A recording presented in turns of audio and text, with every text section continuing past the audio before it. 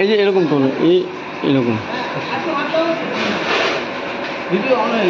হ্যাঁ রেকর্ড। আমরা কারখানায় কেউ কাজ করছি না, আমরা মালিকের বদল চাই।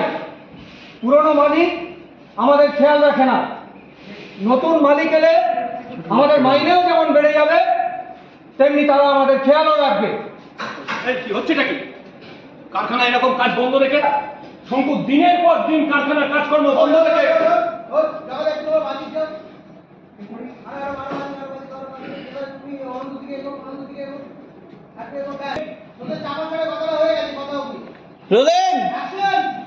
শঙ্কু দিনের পর দিন কারখানার কাজকর্ম বন্ধ রেখে এতে কি ফ্যাক্টরির কোনো উন্নতি হবে?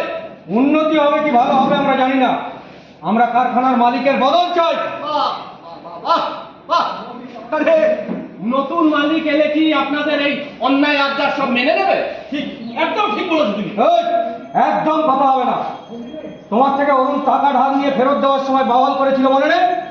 তুমি আবার ওর মতো মালিকদের হয়ে কথা বলছো? সেটা আমাদের ব্যক্তিগত ব্যাপার। শোনো, আমরা কারখানার মালিকের বদল চাই না।